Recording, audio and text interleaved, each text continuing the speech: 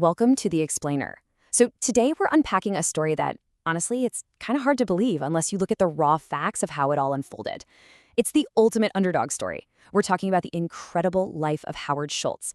He's the guy who took this tiny little coffee bean shop and transformed it into an absolute global phenomenon. It's a journey that literally goes from crushing poverty to unbelievable purpose.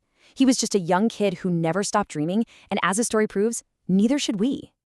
To really wrap our heads around where this story begins, we first have to anchor ourselves by looking at where it ended up. $100 billion. That's the staggering, massive scale of Starbucks market value today. I mean, you literally can't walk down a street in any major city on the planet without spotting that green mermaid logo, right? It's a true global titan. But here's the thing, building this empire, it definitely wasn't handed to him on a silver platter.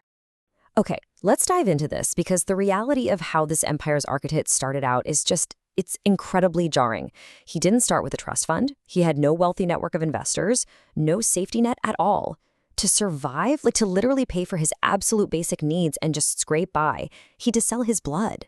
And not just once, but a couple of times. Just let that sink in for a second. The former CEO of the world's biggest coffeehouse company started out living in a tiny one-bedroom apartment in a public housing project, barely making ends meet. Let's slow down here for a second and look at exactly where this intense struggle came from. When Howard was only 7 years old, his dad, an Army veteran and a truck driver working really low-paying jobs, was out delivering diapers. Well, he slipped on the ice and broke his leg. And because of that injury, he was fired from his job. Just like that. Suddenly, the whole family was hit with this devastating chain of events. First, there was no income, then no savings, and they had absolutely no medical insurance. The family was plunged into this desperate, terrifying struggle just for daily survival. Can you imagine being a young kid and seeing your dad laying there on the couch, feeling completely hopeless, crushed, and defeated? That image of his broken father, it left a permanent mark on him. It was absolutely one of the biggest, most traumatic, defining moments in Howard's life. But instead of letting it break him, he actually used it. To get away from the suffocating problems of that small apartment, he used to go out and just sit on the staircase of his building. Right there on those steps, he used his imagination to escape. He'd sit there dreaming of a better life, flat out refusing to let his current reality dictate the rest of his future. And, that fierce determination to change his circumstances really carried him into young adulthood. He played high school football and actually earned an athletic scholarship for college. But he realized he didn't actually want to play sports. So he pivoted. He decided to major in communications instead. Now, this meant taking on student loans and working countless odd jobs to make ends meet, which, by the way, is exactly when he had to sell his blood just to survive. After graduating, he worked at a ski lodge and as a salesman, but eventually he developed this burning desire to work at a small, local company called Starbucks. He didn't just casually apply, though. He hustled. And guys, this wasn't some overnight success story.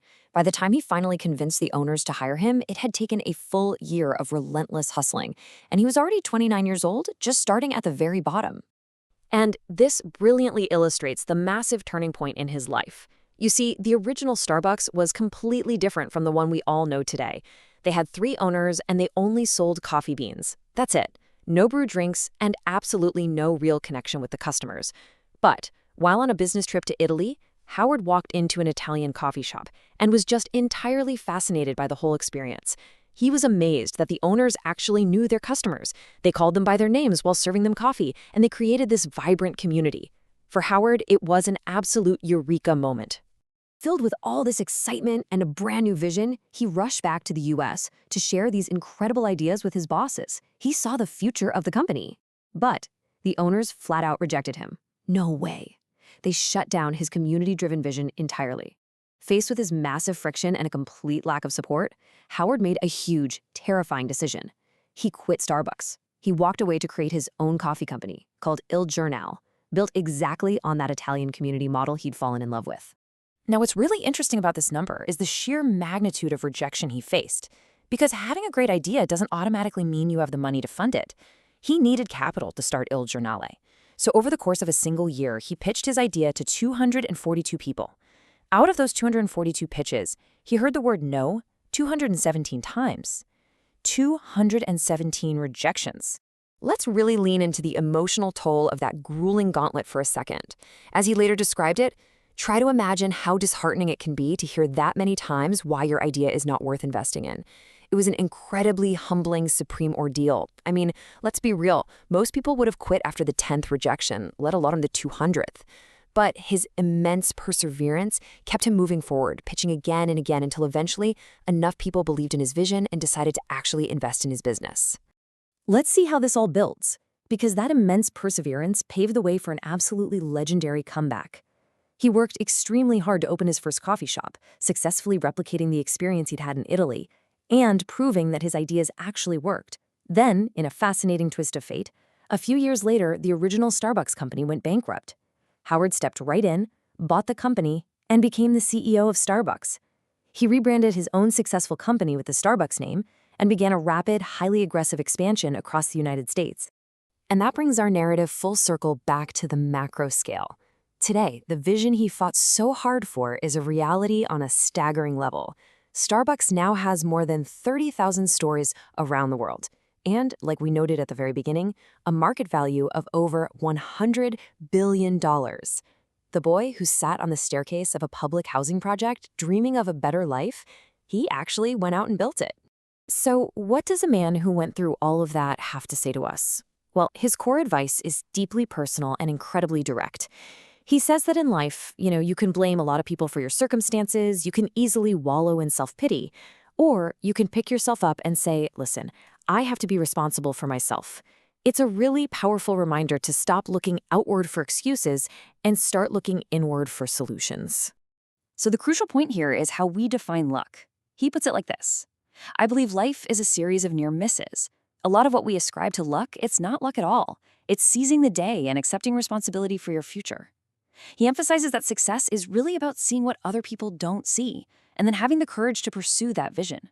He succeeded because he dreamed big dreams, the exact kind of dreams that everyone else said would be impossible.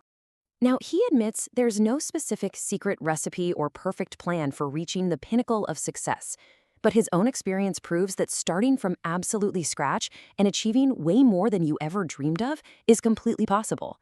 He offers this final call to action. If you wait for the perfect conditions, you'll never get anything done. The good thing is that you can make a decision and take control right now. Think about it. A year from now, you might deeply wish you had started today.